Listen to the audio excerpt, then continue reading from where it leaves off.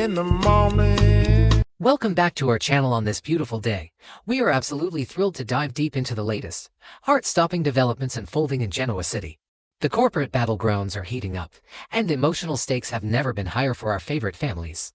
Let us unpack the intricate web of deception that is currently threatening to destroy everything. The looming, omnipresent shadow of Victor Newman continues to darken the skies over Genoa City, casting a chilling pall over the lives of those who dare to stand in his way. Victor operates not merely as a businessman, but as a relentless force of nature. A grand chess master who views the people around him as nothing more than disposable pawns in his endless pursuit of absolute dominance. His current obsession has zeroed in with terrifying precision on Chancellor Industries, a legacy company that he believes rightfully belongs under the massive, ever-expanding umbrella of the Newman Empire. Victor's desire is not just about expanding his portfolio, it is deeply rooted in a psychological need to conquer, to humiliate his rivals, and to prove that no entity in the corporate world can thrive outside of his iron-fisted control. The sheer magnitude of his ambition is breathtaking, yet it is matched only by the chilling, calculated cruelty with which he executes his grand designs. Victor's specific, burning vendetta against Cain Ashby has reached a boiling point, transforming into a toxic obsession that threatens to obliterate everything Cain holds dear. Cain, having recently clawed his way out from under a mountain of legal and personal turmoil, has desperately sought to prove himself as a reformed man and a capable leader. Assuming the mantle of CEO at Chancellor Industries was supposed to be his ultimate redemption, a chance to solidify his worth in the eyes of the world and, most importantly, in the eyes of Lily Winters.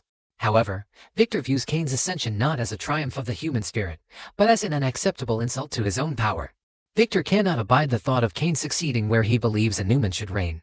Therefore, Victor has meticulously crafted a scenario designed not just to unseat Cain from his corporate throne, but to completely and utterly humiliate him, stripping away his dignity, his reputation, and his hard-won second chance. To execute this insidious plot, Victor has recruited the most unlikely and dangerous of weapons, Matt Clark. The dark irony of this unholy alliance is staggering. Matt, currently suffering from severe amnesia, is a man wandering through a fog of forgotten sins, desperately yearning for a chance to prove he is no longer the monster of his past. Victor, with his unparalleled ability to identify and exploit human vulnerability, has recognized Matt's desperate need for redemption and twisted it into a tool for destruction. In a highly secretive, tension-filled meeting, Victor systematically cornered Matt, using the man's fragile state and his overwhelming desire to make amends to force him into a corner. Victor essentially offered Matt a twisted form of salvation: serve the Newman patriarch by destroying Cain Ashby, or face the full, crushing weight of the Newman family's wrath and the legal system. Trapped and manipulated, Matt has become the reluctant executioner in Victor's grand design. The infiltration of Chancellor Industries begins with a masterclass in psychological manipulation. Matt approaches Cain not as an adversary, but wearing the carefully constructed mask of a friendly, unbiased business advisor. The atmosphere of their initial interactions is thick with dramatic irony. Cain, eager for guidance and validation in his daunting new role, welcomes the wolf directly into the fold. Matt utilizes his natural charisma and the clean slate provided by his amnesia to present himself as a reformed man, offering a fresh perspective on the complex challenges facing Chancellor Industries. He listens attentively to Cain's anxieties, validates his ambitions, and slowly, methodically weaves himself into the very fabric of Cain's daily professional life, establishing a foundation of trust that is destined to become a lethal trap. Cain's current psychological state makes him the perfect, tragic mark for this elaborate deception. The pressure of sitting in the CEO chair, combined with the desperate, burning need to prove himself worthy of the Winters family legacy, has created a massive blind spot in Cain's judgment. He is exhausted by the constant scrutiny, desperate for a decisive victory, and terrified of making a misstep that could jeopardize his fragile reconciliation with Lily. This overwhelming vulnerability clouds his normally sharp instincts. When Matt offers him a lifeline of support and seemingly sound advice, Cain grasps it with both hands, entirely oblivious to the venom coating the offering. Cain's desire to succeed is the very weapon Matt is using to orchestrate his downfall. The initial phase of the sabotage is executed with terrifying subtlety. Matt does not immediately plunge Cain into disaster. Instead, he offers a series of carefully calculated recommendations that yield minor, yet highly visible, profits for Chancellor Industries. This is the grooming phase of the operation. By providing Cain with these small victories, Matt solidifies his position as an indispensable asset. Cain begins to lower his defensive walls, viewing Matt not as a potential threat or a lingering shadow of the Newman family, but as a genuine confidant and a brilliant strategic partner. The trap snaps shut not with a loud bang, but with a quiet, insidious click, as Cain becomes deeply, dangerously reliant on the counsel of the man hired to destroy him. Once the foundation of absolute trust is cemented, the shift in Matt's strategy is both seamless and devastating. Slowly, imperceptibly, the advice begins to turn toxic. Matt starts suggesting riskier ventures, subtly encouraging Kane to bypass standard compliance protocols under the guise of bold, visionary leadership. The brilliance of Victor's overarching plan lies in this very subtlety. The disastrous decisions must appear to be born entirely from Kane's own hubris and incompetence. Matt expertly frames terrible investments and flawed corporate strategies as the necessary, aggressive moves of a modern CEO. Kane, blinded by his reliance on Matt and his desperation for a monumental success, steps willingly into the financial minefields that Matt so carefully lays out before him. The financial consequences of this engineered incompetence soon begin to manifest in horrifying ways. Chancellor Industries, once a bedrock of stability, begins to bleed capital at an alarming rate. High-profile deals collapse, investments turn toxic, and the company's stock value starts a terrifying descent. Within the mahogany-paneled boardrooms, a palpable sense of panic and unrest begins to take hold. The board of directors, initially supportive of Kane's tenure, grows increasingly hostile and restless. The golden boy image that Kane has fought so agonizingly hard to cultivate begins to tarnish rapidly, replaced by whispers of mismanagement, erratic behavior, and gross incompetence. The illusion of Kane's failure is meticulously crafted, and it is working flawlessly. Simultaneously, the psychological warfare escalates into a vicious public arena.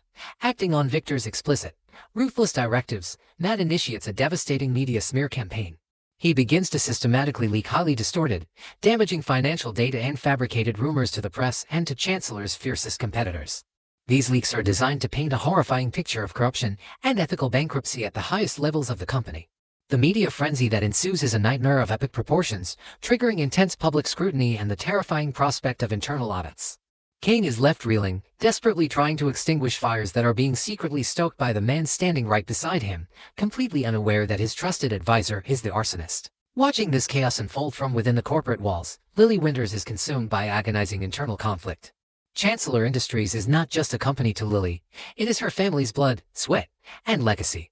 Her fierce, protective instincts over the Winters empire clash violently with her fragile, newly rebuilt trust in Kane. As the financial reports grow increasingly grim and the public scandals multiply, Lily's sharp business acumen screams that something is fundamentally wrong. She watches Kane scramble, noting his growing desperation and the erratic nature of his leadership. The agonizing realization begins to creep into her mind that the man she loves might truly be incapable of steering the massive ship he has been entrusted with, tearing her heart in two.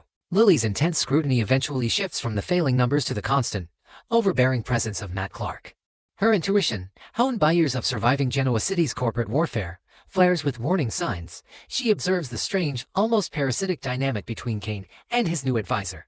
The tension between Lily and Kane escalates dramatically as she openly questions his heavy reliance on a man with such a dark, convoluted history. She demands to know why Matt is suddenly privy to the most sensitive inner workings of Chancellor Industries.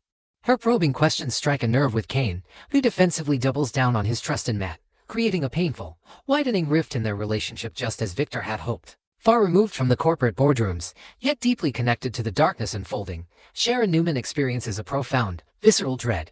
Though she is not privy to the machinations at Chancellor Industries, her deep-seated trauma regarding Matt Clark makes her hypersensitive to his presence. Despite his claims of amnesia and his facade of a reformed man, Sharon's instincts act as a terrifying warning siren.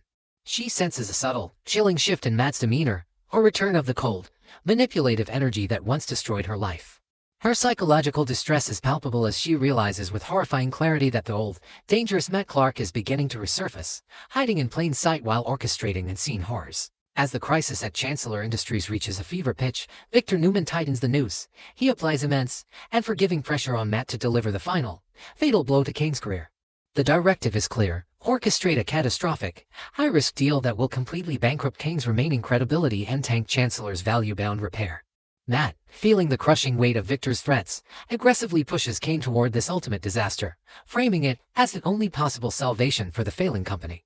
Kane, cornered, exhausted, and desperate to save his reputation and Lily's legacy, stands on the precipice of professional annihilation. Completely unaware that he is about to jump at the urging of his executioner. Watching this elaborate execution of corporate and personal destruction unfold, it is profoundly heartbreaking to witness Kane Ashby's earnest efforts be so ruthlessly dismantled.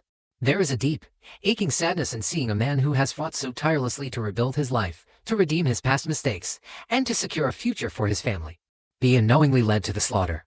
It evokes a genuine feeling of frustration and sorrow to realize that in Genoa City, redemption is often just another vulnerability waiting to be exploited by those in power.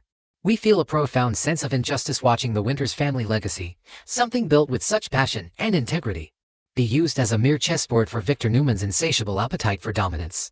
The emotional toll of this storyline is heavy, leaving a lingering sense of melancholy as we watch good intentions be poisoned by invisible, insurmountable malice. The endgame is now in motion, and Victor Newman waits in the shadows like a predator ready to consume its wounded prey. With Chancellor Industries' value plummeting and Kane's reputation in tatters, Victor is perfectly positioned to swoop in and execute a hostile takeover, claiming the ultimate prize. The atmosphere is thick with unbearable tension as the final pieces of this dark puzzle fall into place. The ultimate, agonizing question remains, will Kane or Lillian cover the venomous snake in their grasp before the final contract is signed? Or will Victor's masterstroke of manipulation succeed in rewriting the corporate landscape of Genoa City forever?